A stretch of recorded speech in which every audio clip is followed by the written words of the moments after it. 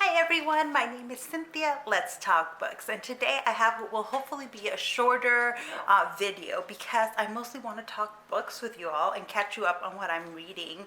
I have several videos planned for the channel in the next few weeks, but I'm in a mood right now. Mostly because California is shutting down.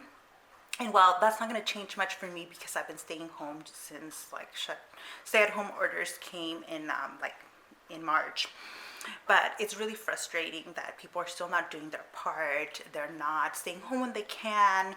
They're not wearing the masks, and it feels like this is just going to go on for longer. And that part is very frustrating.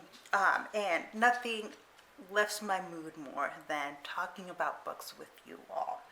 So I want to catch you up on a few things I've been reading. So I am about 150 pages into the last Vanessa Riley book in the Advertisements for Love series, which means that one of the next two videos is going to be my Vanessa Riley and People of Color in Britain video. So keep an eye out for that.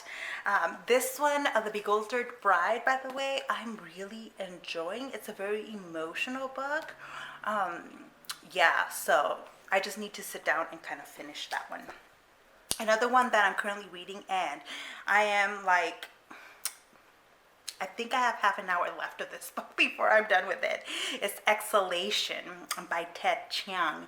This is a series of short stories, sci-fi short stories. I'm going to have to do a dedicated review of this book because these short stories are amazing. I'm loving them. There's so much to intellectually unpack, and yet there's an emotional layer there that's subtle, but it's there, and it's just mostly making me think a lot. And in fact, I'm gonna need to order the physical copy of this book. I've been reading the ebook from my library, and there's so many different ways that I can use some of these stories in the classroom to talk about certain topics. And yeah, I'm just really excited about this book, and it's fantastic. I'm also reading Kintu for the read along for Read So Lit and Dee over at Brown Girl Reading. I'm really enjoying Kintu as well. There's a lot of patriarchal things, patriarchal themes going on in this book, and I'm enjoying kind of unpacking this and kind of chatting with everybody about it. And in fact, I need to focus on getting a large chunk of this book read so I can be on target with where the read along is, and so I can finish on time with everybody. Kintu, it turns out, is a longer book than I had anticipated, but that is as it is.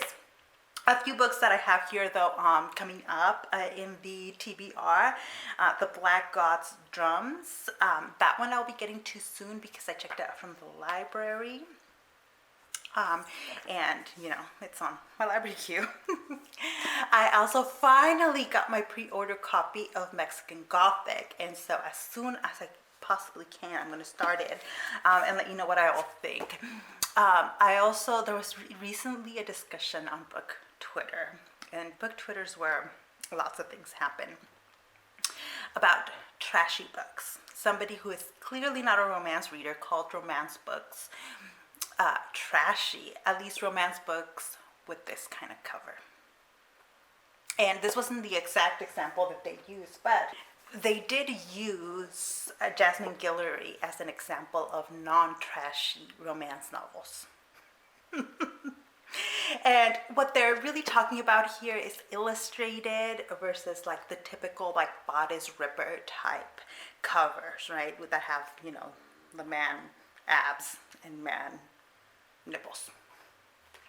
And this is a kind of thinking that is really common amongst non-romance readers, but even amongst romance readers, to think of these books as trashy and shameful. And as someone who thought that for a very short period in my life, I'm here to tell you no. And in fact, from now on, I'm going to put man abs in the background over here so that it's there for everyone to see. In terms of content, there's not a whole lot of difference between illustrated covers and typical romance cover.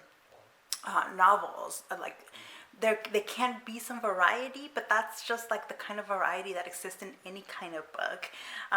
More recently, these illustrated covers are being used because it attracts a wider audience, and there's a discussion to be had here about whether they're good or not.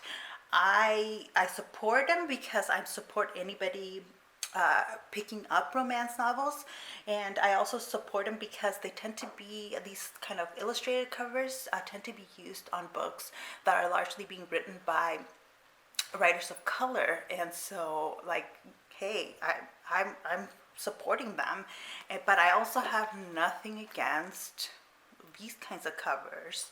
I don't shy away from them. I feel that it's calling them trashy is a way to criticize the genre that is largely read by women and largely written by women as well. Not entirely, let's make that clear, but largely is it. And so it's a way to look down on what is perceived as a female genre. And really, romance is no different than any other genre. It needs more work in diversifying the genre and its content, but there are great people doing a lot of that great diversity work out there. So maybe that's a different video coming up, because I can just keep going on and on. I have a lot of love for romance because it just, when it's good, it can be just so freaking amazing, and there's just so much goodness happening in the genre right now. As if you've been watching my videos, you know that I read quite widely, and I think that's an asset. But also, I know that romance novels are not for everybody, and if they're not for you, then they're not for you, and that's totally fine.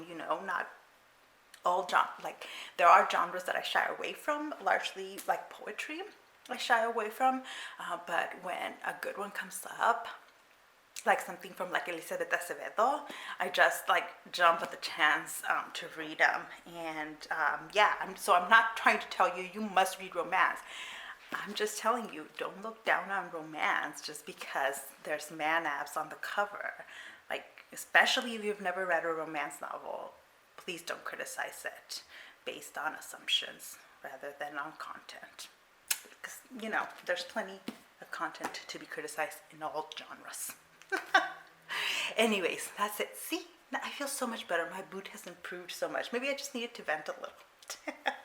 But anyway, if you have read any of the books that I'm currently reading, or have suggestions for books to move up on my TBR, especially from the recent haul video, let me know, because I'm a mood reader and my TBR is constantly in flux.